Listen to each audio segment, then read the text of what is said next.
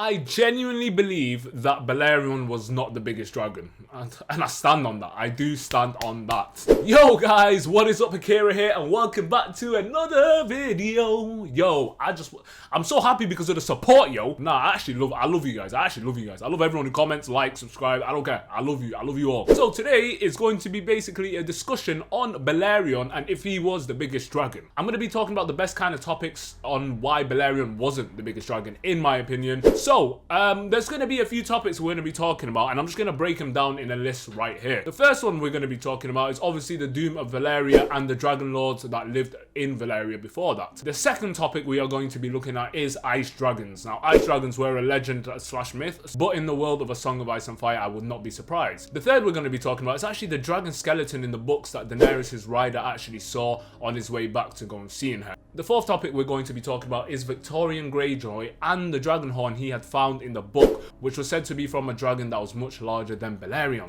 And the last topic we're going to talk about is everyone's favorite dragon that we've never actually seen, is the Cannibal. Now,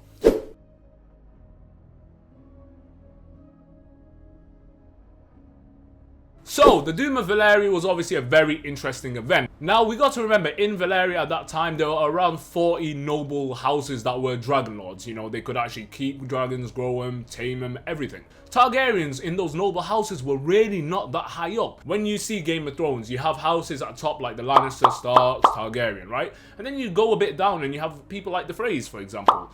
The Targaryens were basically the Freys. I'm not saying in terms of how bad they were and a scummy house they were. They just weren't seen as that high up. They were almost at the bottom of the pecking order.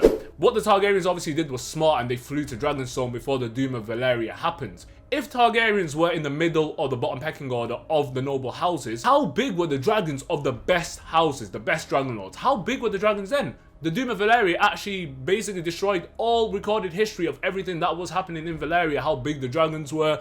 So I genuinely think if the Targaryens were at the bottom of that order, it is to say that there wasn't a dragon who was basically owned by the top noble houses that was bigger than Balerion. I genuinely think that is almost enough evidence by itself, but it's not set in stone.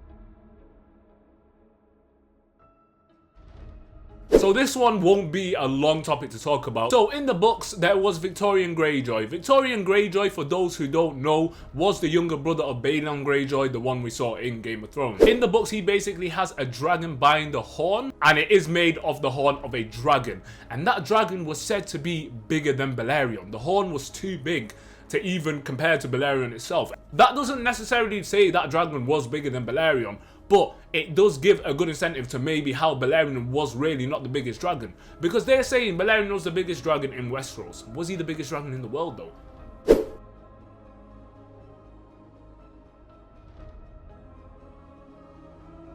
So this is an interesting one. So Daenerys' rider called Rakharo, he basically was returning to Daenerys and had to go across the desert. This happened in the book Clash of Kings. So basically this is a long quote, but I want you guys to hear this. Rakharo was the first to return. Due south, the red way stretched on and on, he reported, until it ended on a bleak shore beside the poisoned water.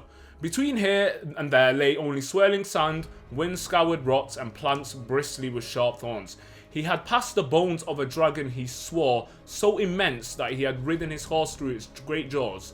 Other than that, he had seen nothing. That dragon could have been bigger than Balerion, but it was also said that Balerion could fit a mammoth into his mouth. So,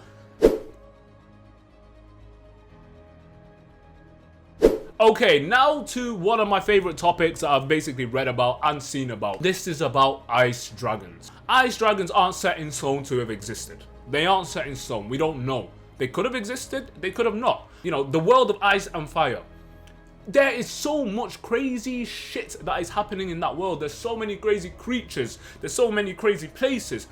What is to say that ice dragons don't exist? What, did they just make it up? I mean, we've seen normal dragons, we've seen giants, we've seen fucking fireworms, we've seen everything. We've heard about Asai and the things that reside there. So what's to say ice dragons did not exist? The thing is, if ice dragons were real and they were next to Balerion, they would be significantly bigger. It wouldn't even be close. The only reason I say that is because ice dragons are said to have been much bigger than the dragons of old Valeria, which is insane to me. Like, much bigger is crazy. So what were ice dragons? So ice dragons, not to be confused with like Viserion, for example. Ice dragons were dragons made completely of ice. Basically said to have roamed around the shivering sea and like the white waste, basically. So their eyes were basically like a very blue pale crystal. Their wings were basically see-through, they were translucent. And their breath was not flames, it was ice cold. So instead of burning you, they would probably freeze you. Now, like I said, they wouldn't have been sure to have existed, but that could be another indication of a dragon that would have been significantly bigger than Balerion.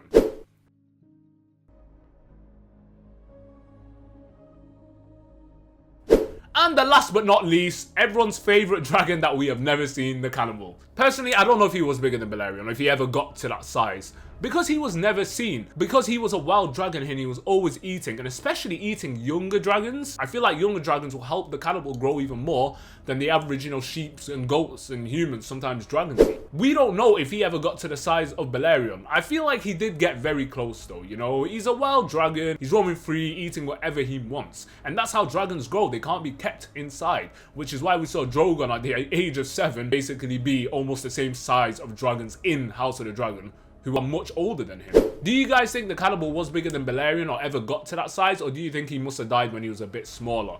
What we know from him is he did die of an old age as well, so it could have been very similar cases. But guys, after looking at all the topics we have discussed, after all the information you have received, I want you guys to make up your mind and comment below. Do you believe there were dragons bigger than Balerion in the world? I'm not talking about Westeros. Balerion being the biggest dragon ever to exist in Westeros, I could see that happening, but in the world, I don't know.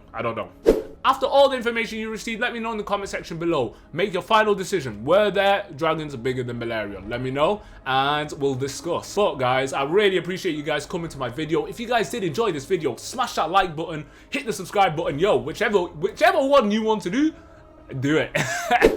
Yeah guys, it helps me more than you can ever imagine, and I really do appreciate you guys coming to my video and supporting me, and I will catch you guys later for the next video. Thank you guys for coming by. Peace.